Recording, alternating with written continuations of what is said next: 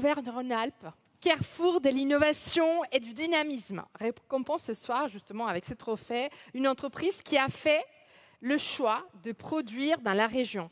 Alors, en quoi cet exemple peut-il inspirer les 3000 ou 3500 entrepreneurs qui sont ici ce soir? Alors, je ne sais pas si on est 3500, mais évidemment, vous le savez, à la région Auvergne-Rhône-Alpes, nous avons pour priorité sur ce mandat la relocalisation d'entreprises. Je sais que la préfecture aussi nous soutient beaucoup. Et il faut savoir qu'en France, aujourd'hui, un projet de relocalisation sur 2 se fait sur notre territoire. Et si ça se fait sur notre territoire, c'est parce que vous en êtes les principaux artisans. Alors, vous ne le savez pas, vous ne le voyez pas, mais je suis assis à côté de Jérémy Bréau, le maire de Bron, qui me soufflait à l'oreille depuis le début de la cérémonie. Il fallait bien que je cite que lui aussi, à Bron, faisait en sorte d'accueillir un maximum de nouvelles entreprises. Vous savez, la transition écologique, on en parle tous. Pour certains, c'est la décroissance. Pour d'autres, comme nous, au contraire, c'est comment faire en sorte que des entreprises viennent s'installer chez nous pour qu'on limite au maximum tous ces transports qui viennent de produits manufacturés qui viennent des 4 coins du monde. Et tout ça, on le fait. Franck, je le sais, tu es très impliqué aussi là-dessus. On le fait évidemment à la région Auvergne-Rhône-Alpes.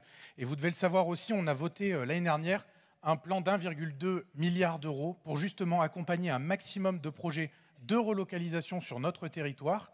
Et à l'heure où je vous parle, c'est déjà 460 projets qui ont été soutenus et près de 10 000 emplois qui ont été créés. Donc vous voyez comme quoi, quand on investit et quand on met l'énergie à la fois des entrepreneurs et des collectivités, eh ben on arrive à créer de l'emploi, on arrive à développer notre territoire sans faire de la décroissance. Super, merci. Je te laisse ouvrir l'enveloppe.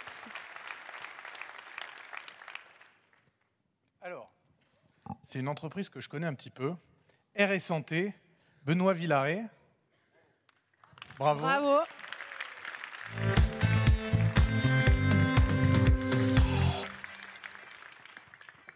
Bonsoir Benoît Villaret, je vous laisse vous installer à côté de Pierre Oliver.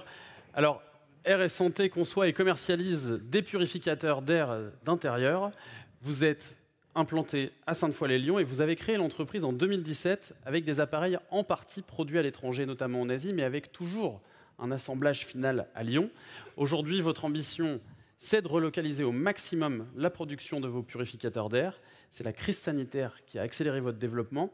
Le type d'appareil que vous développez, je crois qu'il y en a, je ne sais pas si vous en avez amené un, si, on le verra tout à l'heure. Alors ce type d'appareil, on l'a beaucoup vu notamment au moment de la crise sanitaire dans les lycées, je crois, si je ne dis pas de bêtises. Oui, parfaitement. Et donc aujourd'hui, vous essayez de relocaliser sa production. Oui, merci beaucoup. Alors, moi, je suis particulièrement heureux de partager ce prix avec nos partenaires industriels à la région Auvergne-Rhône-Alpes. Mais quelques éléments de contexte, en fait. L'OMS, l'Organisation mondiale de la santé, le dit très très bien. Pour vivre mieux, pour vivre bien, pour vivre vieux, il faut respirer un air sain. En 1970, c'est pas si vieux, moi j'étais déjà là, 5% de la population était allergique ou asthmatique. Maintenant, c'est 30%, et toujours l'OMS s'attend à ce que la moitié de la population planétaire soit allergique ou asthmatique dans 20 ans. Un purificateur d'air, il élimine non seulement les allergènes, mais il élimine aussi les polluants, bactéries et virus. La Covid-19 apparaît, la région Auvergne-Rhône-Alpes décide de protéger les lycéens en subventionnant l'acquisition de purificateurs d'air. RS Santé a été retenu. Nous avions de toute façon, depuis le premier jour, la volonté de produire dans l'environnement. Mais cet afflux de commandes nous a permis d'atteindre beaucoup plus vite que nous ne le pensions les seuils de volume nécessaires à la relocalisation et à la réindustrialisation. C'est un investissement conséquent. Nous avons sollicité la région Auvergne-Rhône-Alpes pour nous aider. Elle a accepté de le faire. Et là, je vais vous remettre mon micro. Et vous allez chercher donc le purificateur d'air, c'est ça? Celui qu'on a vu beaucoup dans les lycées. Et je crois que vous m'aviez dit que ça pesait une petite dizaine de kilos, hein, c'est ça? Si vous voulez en voir un, il y en a à la mairie du 2e arrondissement aussi, hein, je dis ça. Oui, merci. Je suis pur dans le 2e arrondissement. On en a mis dans les crèches ensemble, en fait. Absolument. On a équipé un certain nombre de crèches du 2e arrondissement. On a équipé beaucoup de lycées, évidemment. Et voilà, Ça, c'est un purificateur d'air. C'est celui-là pour lequel la production a été relocalisée. Oui, avec l'aide de 3 industriels majeurs. Une société qui est à Oyonnax, qui s'appelle ECPI, pour toute la partie, évidemment, conception, éco-conception, ingénierie plastique.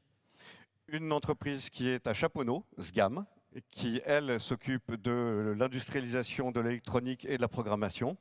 Et une société de Saint-Priest, Connect System, qui, elle, nous a apporté son conseil. Bravo à vous, Benoît Villaré. On vous laisse recevoir votre prix du trophée Made in Rhône-Alpes des mains de Pierre Oliver. Et vous pouvez regagner l'espace photo pour D'ailleurs, je crois que je L'espace photo, carrément avec, je pense, avec le purificateur. Avec le purificateur, ouais.